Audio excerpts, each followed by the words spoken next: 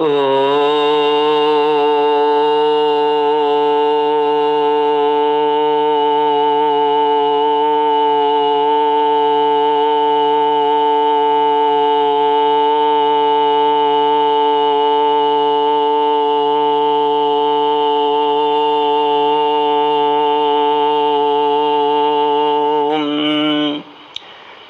गुरुचरण कमलेभ्यो नमः। श्री गणेशाय नमः। श्री सरस्वत्यै नमः। श्री विष्णवे नमः। श्री कृष्ण गोविंद हरि मुरारी, हे नाथ नारायण वासुदेव। श्री कृष्ण गोविंद हरि मुरारी, हे नाथ नारायण वासुदेव। ओम नमो भगवते वासुदेवाय। ओम नमो भगवते वासुदेवाय। ओम नमो भगवते वासुदेवाय। ओम नमो भगवते वासुदेवाय। ओम नमो भगवते वासुदेवाय। कृष्णाय वासुदेवाय हरये परमात्मने प्रणत क्लेशनाशाय गोविंदाय नमो नमः। सच्चिदानंद रूपाय विश्वोत्पत्त्यादि हेतवे तापत्रय विनाशाय श्री कृष्णाय वयं नमः। कृष्णाय वासुदेवाय देवकी नंदनाय च नंदगोपकुमाराय गोविंदाय नमो नमः। सच्चित आनंद स्वरूप परमात्मा जो सृष्टि के उत्पत्ति पालन और श्रृंगार करता है तथा जीवों के आध्यात्मिक आदि दैविक आदि भौतिक तापों को नष्ट करने वाले हैं, अर्थात जीवों के मानसिक शारीरिक और भौतिक दुखों को दूर करने वाले हैं, उन श्री कृष्ण भगवान को हम नमस्कार करते हैं। श्री कृष्ण गोविंद हरि मुरारी, हे नाथ नारायण वासुदेव। श्रीमद् भागवत पंचम स्कंद विंशोऽध्याय श्लोक 24 से। श्री शुक उवाच एवं पुरस्तात् क्षीरोदात् परित उपवेशित शाकद्वीपो द्वात्रिंशल्लक्षयोजनायाम समानेन च दधिमण्डोदेन परितो यस्मिन् शाको नाम महीरुह स्वक्षेत्र व्यपदेशको यस्यः महासुराभिगन्धस्तं द्वीपमनुवासयति। श्रीमद् भागवत पांचवा स्कंद 20वां अध्याय श्लोक 24 से। श्री सुखदेव महाराज कहते हैं, परीक्षित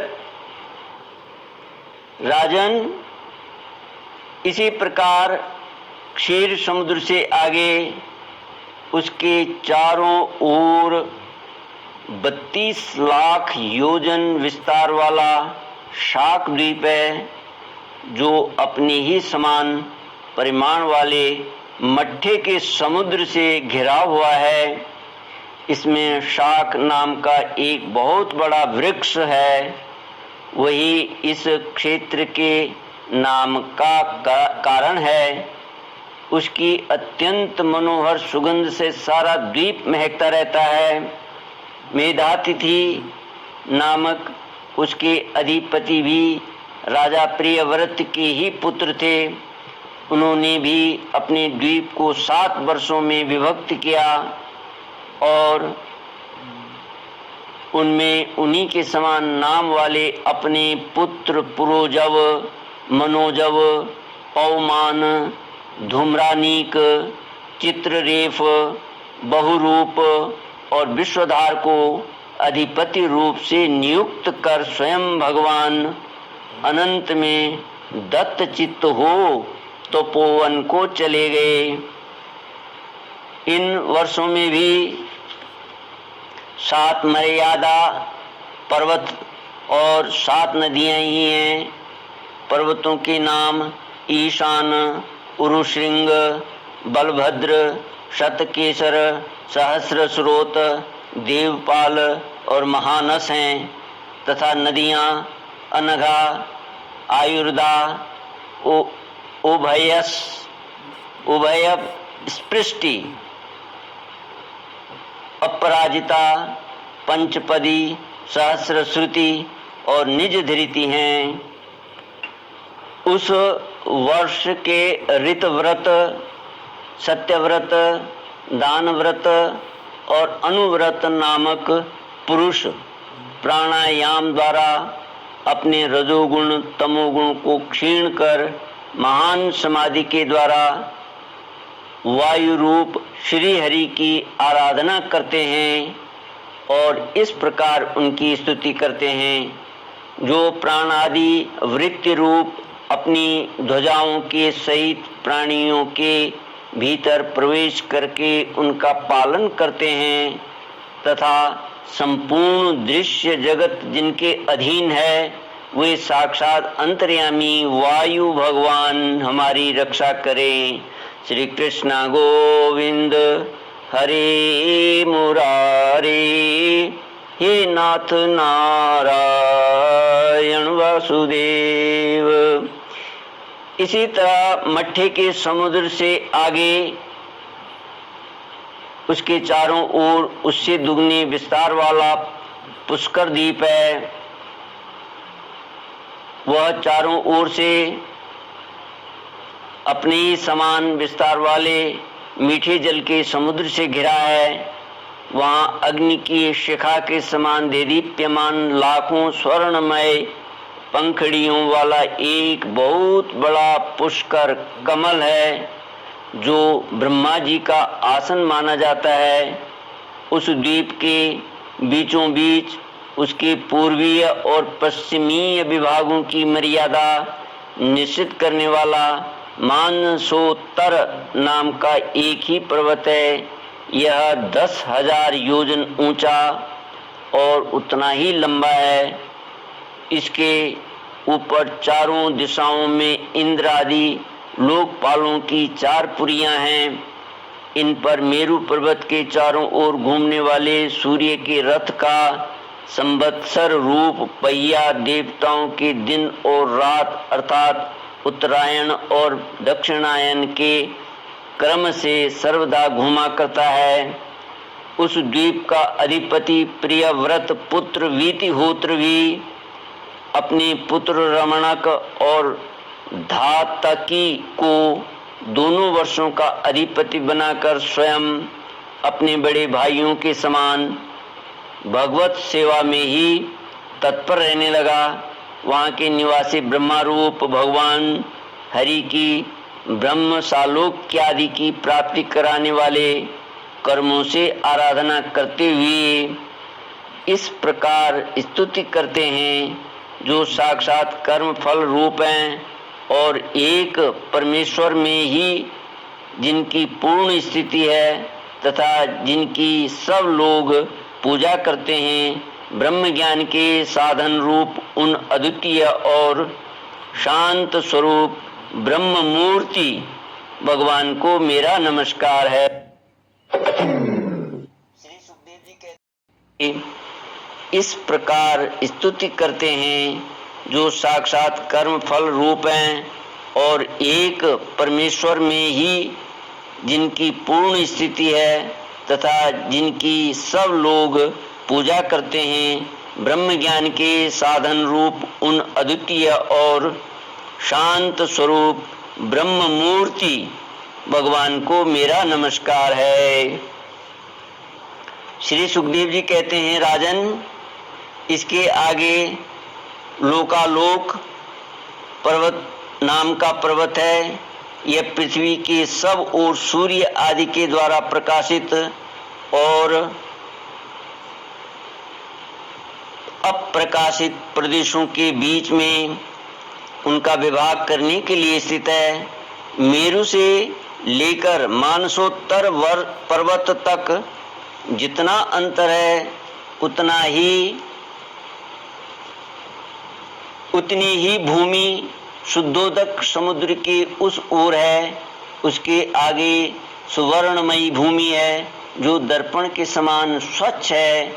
इसमें गिरी हुई कोई वस्तु फिर नहीं मिलती, इसलिए वहाँ देवताओं के अतिरिक्त और कोई प्राणी नहीं रहता। लोकालोक पर्वत सूर्य आदि के प्रकाशित और अप्रकाशित भूभागों के बीच में है। इससे इसका